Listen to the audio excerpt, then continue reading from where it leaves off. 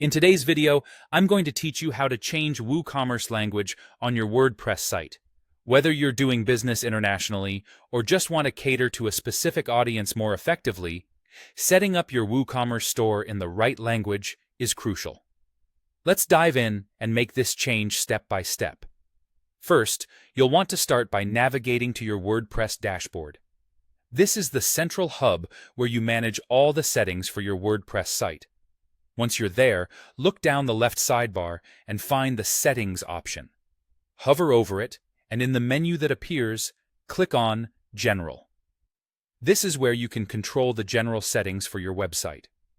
Once in the General Settings area, you'll find various options for managing your site. Among these, there's the Site Language dropdown. This is the key to changing the language for your WooCommerce site and for the entire WordPress site as well. Click on the dropdown, and you'll see a wide range of options. WordPress supports many different languages, so you should be able to find the one you need without too much trouble. Select your desired language from this drop-down menu. After you've made your choice, don't forget to save your changes. You can do this by scrolling to the bottom of the page and clicking on the Save Changes button.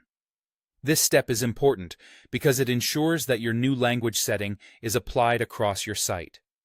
If you skip saving, the language selection will not take effect. Now that you've updated the site language, the next step involves making sure that your translations are up to date. This ensures that all elements of your site, including WooCommerce, are properly translated. Head back to your dashboard and this time click on Dashboard in the side menu. From here, select Updates.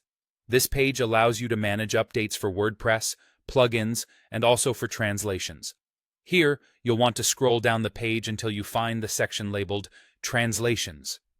In this area, you'll see a button to update translations. Go ahead and click on Update Translations.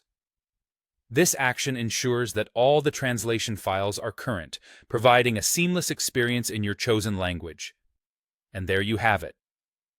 By following these steps, you've successfully changed the language of your WooCommerce store, tailoring it to better suit your specific audience and business needs.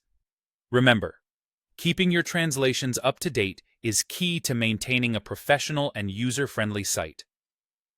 Thanks for watching, and I hope you found this guide helpful.